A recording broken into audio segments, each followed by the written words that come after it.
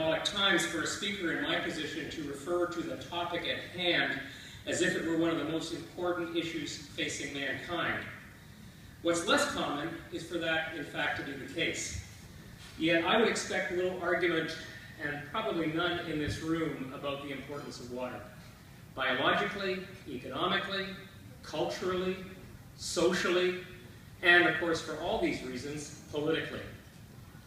There is, of course, lots of water in the world, but in relative terms, not much of it is fresh, and even less of it is pristine. So as the human population grows, and as the impact of human activity imposes greater threats and more demands on our water resources, it's increasingly critical that we consider how we consume water for drinking and cleaning, and how we utilize it to generate electricity and to exploit other energy resources, from fracking to steam-assisted oil sands development, by way of example.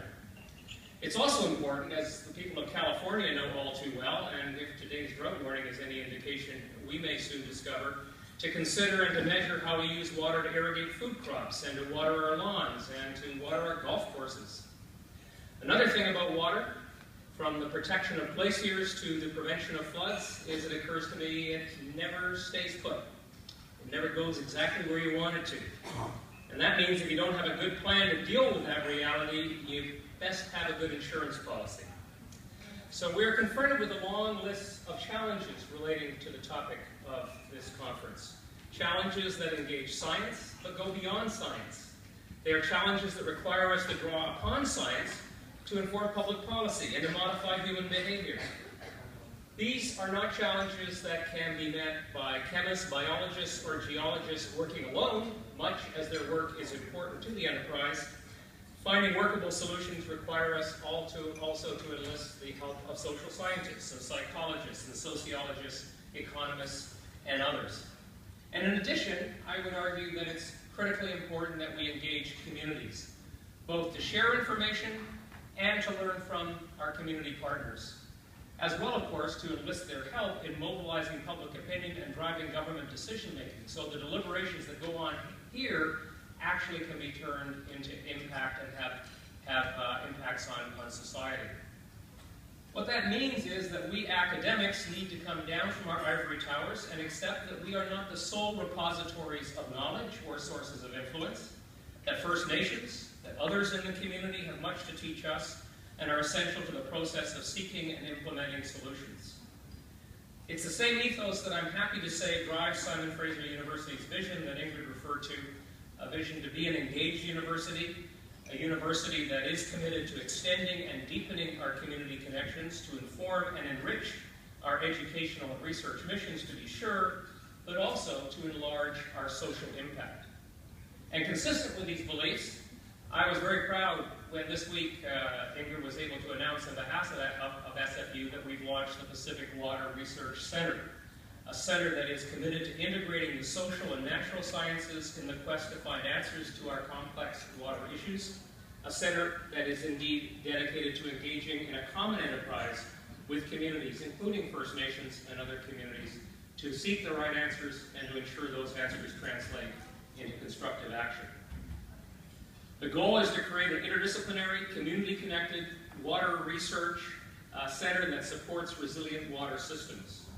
The focus will be on applied research involving everything from the integration of natural and social systems and dynamic system modeling to policy and legal frameworks, participatory processes, and stakeholder engagement.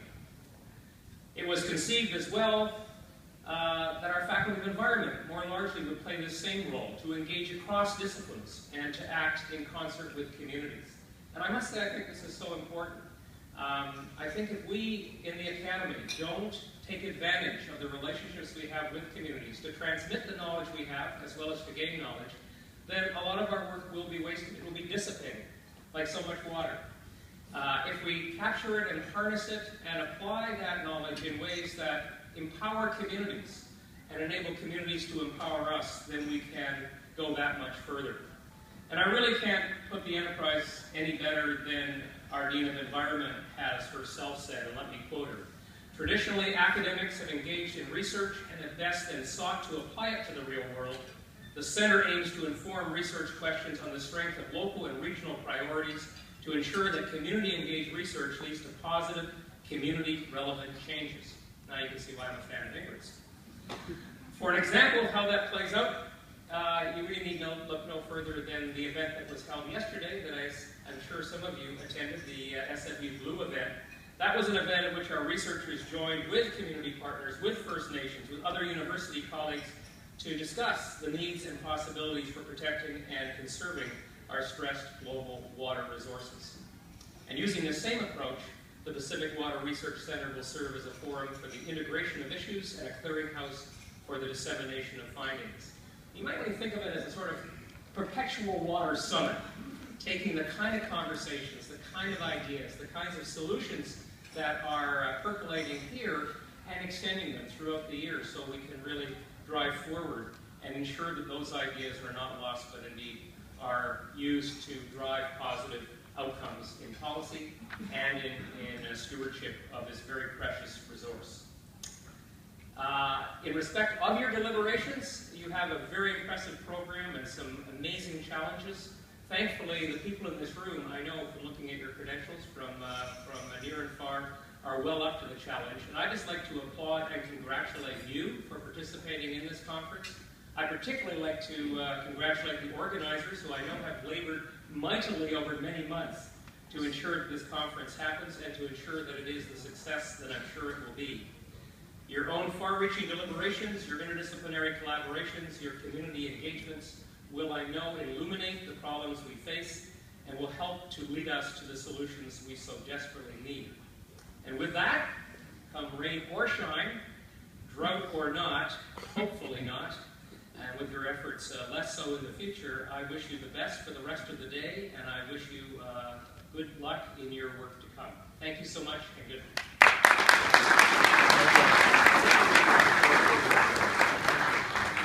President Petter, just a small token of our gratitude, an autographed copy of Down the Drain, how we're failing to protect our water resources, and maybe the next edition will have a chapter on how SFU is solved. Thank you for being with us. Thank you.